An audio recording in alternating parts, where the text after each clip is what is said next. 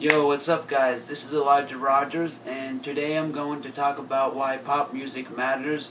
I hear a lot of people saying that today's music is garbage, and that the stuff that you hear on the radio shows how society's music tastes have gone in the wrong direction, and that the artistic aspect of music is not found in pop music these days. The thing is I don't think people understand how hard it is to make music, and how hard it is to make music that a lot of people will listen to. So if you put a song out there that millions and millions of people like, then you are doing something right.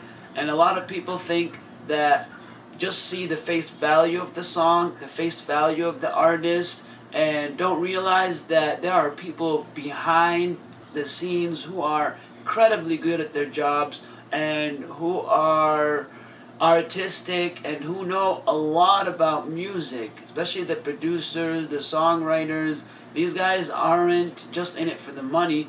They have backgrounds. They know classical music. They know rock music, the history of music overall, musical theory. It's kind of really hard to just go and just make a song without knowing all these things.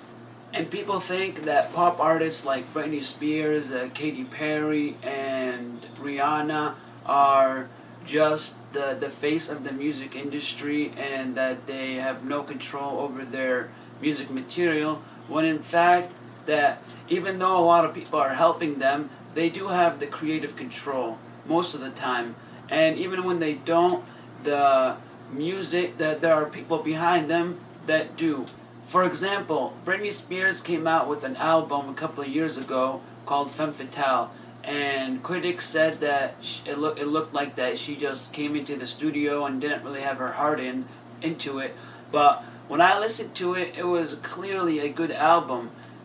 She was not responsible for the songwriting or for the music, just for her vocals, but the people behind it did a really, really good job. And on that album, there were those two hits, Till the World Ends and Hold It Against Me.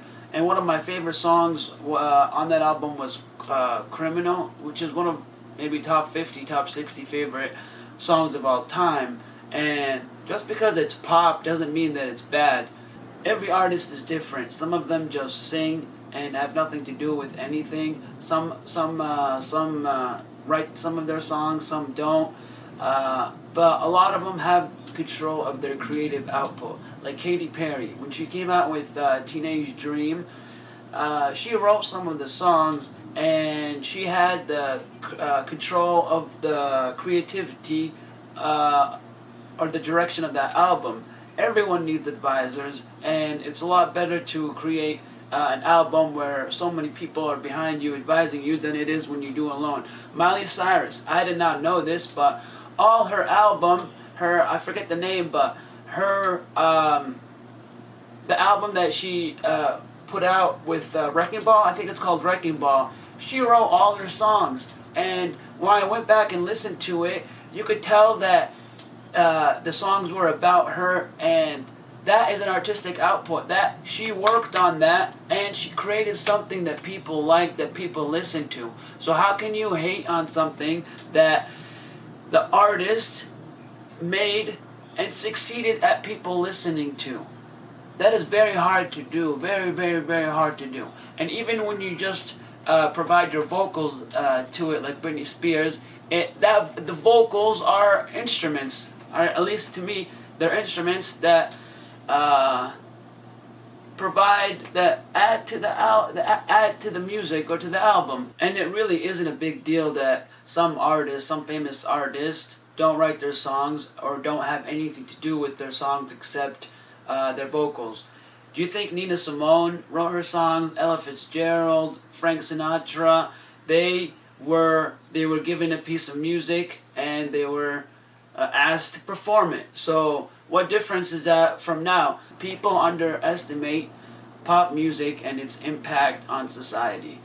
Without pop music, a lot of people will not listen to music, because not everyone has ears or the musical taste to listen to stuff that are a little bit more complicated. So maybe pop music a little bit dumbs it down a little bit so everyone can experience the joy of music, but it doesn't mean that it's not good.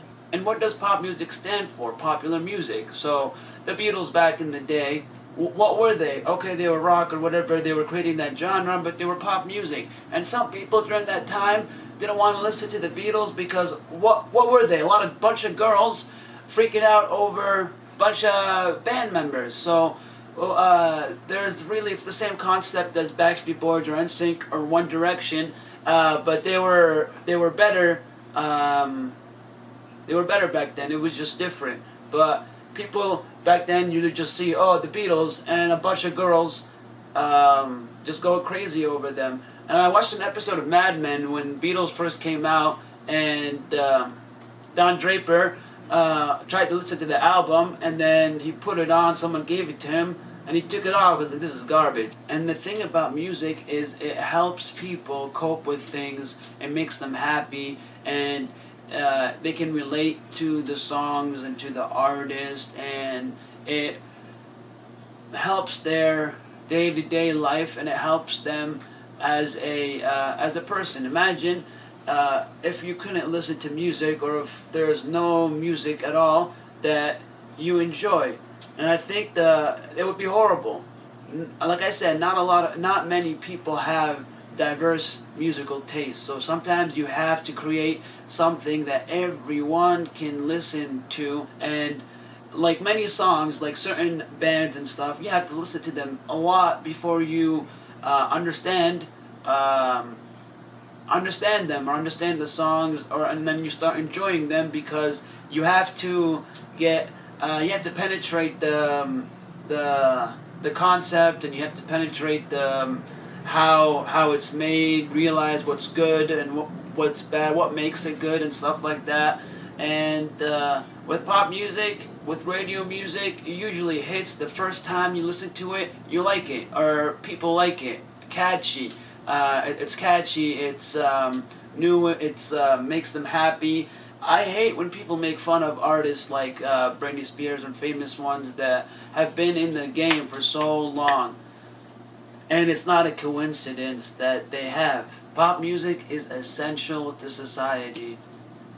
You need to have a music that everyone can relate to, and that everyone can enjoy, and that can influence people, that can influence people's minds, people's moods. Sometimes, if you got a bunch of people in a room, you have to play popular pop music, because that's the biggest chance that everyone in that room will like it. So there is no reason to hate on pop music. I want people to understand how important it is and how hard it is to make pop music, and not to downplay it. So that's it for this video. I just wanted to share that with you guys. Let me know what you think. Subscribe and like. And I'm going to increase my video output on maybe 3 or 4 videos a week. And I want you guys to get to know me better, get to know my ideas, and I really want to engage with you guys. So comment and tell me what you think, and I'll be back with you guys shortly. Thank you.